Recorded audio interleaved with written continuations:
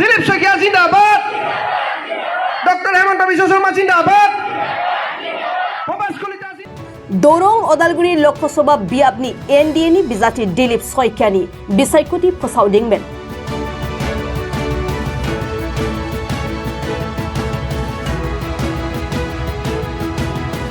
तामुलपुर जिल्लानि उपरकुटियाव थांनाय सानखालि मोनाबिलियाव दिलीप शइकियानि मोनसे बिसायख'थि फोसावदिं मेल जानानै थाङो।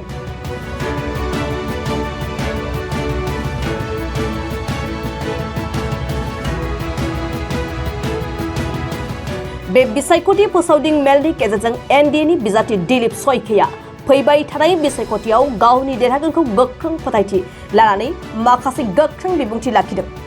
बिथाङा बुंदों दि कंग्रेस बीपीएफआ बे समाव दोबैनाय गंसेनाव गोबाङानो मोन्नैबो दोलोनि दैदेननायाव फोथायनायखौ खोमाबाय आरो बीजेपीआव हाबबाय। दिलीप शइकियाया दाबि खालामनानै बुंबावदों दि दरं अदालगुरि लोकसभा बियाबाव बीजेपीनि रावबो बादायगिरि गैया।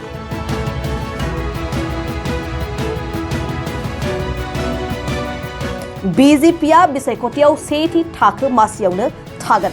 तामुलपुर जिल्लानि 90% सुबुंफ्रा बे खेबाव एनडीए बिजाथिनो भट होगोन होनना दिलीप शइकियाया बुंबावो।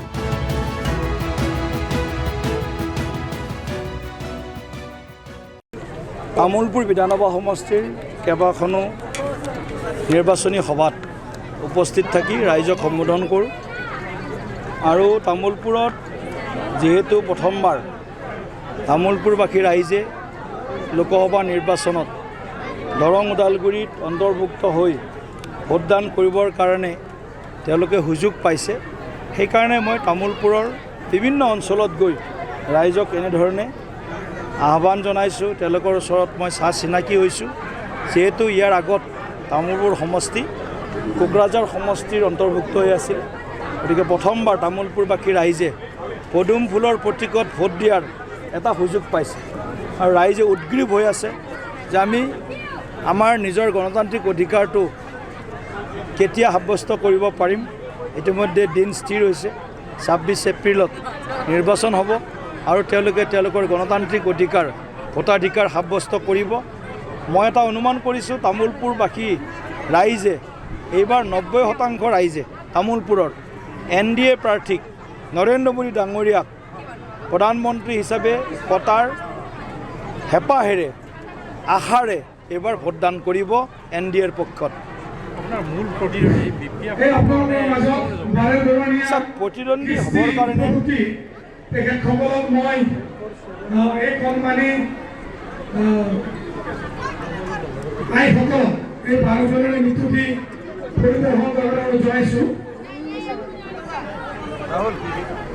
প্ৰতিদ্বন্দ্বী কোন হ'ব এইটো আপোনালোকে ভালকৈ জানে মোতকৈ, কাৰণ আপোনালোকে মোতকৈ বেছিকৈ গাঁৱে ভূঞে ঘূৰি আছে, দেখি আছে। প্ৰতিদ্বন্দ্বী শব্দটোৰ যদি একদম যদি ফিজিকেল মিনিংটো উলিয়ায়, যেনেকৈ মেট্ৰিকত 99.9% বা 100% পাছ কৰি ফাৰ্ষ্ট 10 কৰে আৰু 0.5 বা 0.3 কাৰণে ফাৰ্ষ্ট 10 কৰিব নোৱাৰে, তেনেকুৱাহে প্ৰতিদ্বন্দ্বী বোলা হয়। কিন্তু ইয়াত তেনেকুৱা সেই প্ৰতিদ্বন্দ্বী ভাষা যিটো তাৰ যিটো আমাৰ অৰ্থ সেইটো কিন্তু ইয়াত যে এই নিৰ্বাচনত দেখা পোৱা যাব সেইটো কিন্তু আমাৰ মনে ধৰা নাই। গতিকে প্ৰতিদ্বন্দ্বিতা দুটা দলৰ মাজত হ'ব, ছেকেণ্ড আৰু থাৰ্ড কোন হ'ব, ছেকেণ্ড আৰু থাৰ্ড কোন হ'ব সেইটোৰে প্ৰতিদ্বন্দ্বিতা হ'ব। বাকী ফাৰ্ষ্ট এনডিএ হ'ব আৰু ব্যাপক ব্যৱধানত আমি ফাৰ্ষ্ট পজিশ্যন পাম, সেইটো নিশ্চিত হৈছে প্ৰায়। অখিল গগৈয়ে যে অভিযোগ উত্থাপন কৰিছে যে মানে বিজেপিয়ে মানে নিৰ্বাচনৰ সময়ত মানে নকলি ফৰ্ম অৰুণোদয় নকলি ফৰ্ম দি আছে, মানে এই ক্ষেত্ৰত কি ক'ব? অখিল গগৈ নিজে এজন নকলি মানুহ। তেওঁ অসমক যিমান ক্ষতি কৰিছে বিগত কেইবছৰত অসমৰ, তাতকৈ ক্ষতি বেছি বেলেগ মানুহে কৰা নাই। অখিল গগৈয়ে বহুত বেছি ক্ষতি কৰিছে আৰু সেইকাৰণে মই অসমৰ ৰাইজক অখিল গগৈৰ এই কৰ্মকাণ্ডৰ প্ৰতি সাৱধান হৈ থাকিবলৈ আহ্বান জনাইছোঁ। আপুনি বিৰোধীক দুবন্ত নাও কিয় কৈছে? নিজে ৰিস্ক ল'ব লাগিব নিজে। বিৰোধী এতিয়া দুবন্ত নামেই। আমি 4 দিন আগত দেখিলোঁ মাধৱ ৰাজবংশীৰ লগত কিশোৰ ভট্টাচাৰ্যী ঘূৰি আছিলে কমলপুৰত। তাৰে পিছদিনাই দেখা পালোঁ কিশোৰ ভট্টাচাৰ্যী অটল বিহাৰী বাজপেয়ী ভৱনত আহি গৈছে, বিজেপিত যোগদান কৰিছে। তো সেই দলৰ নেতাই যেতিয়া সেই দল এৰিছে, তো সেই দলৰ কি ভৱিষ্যত?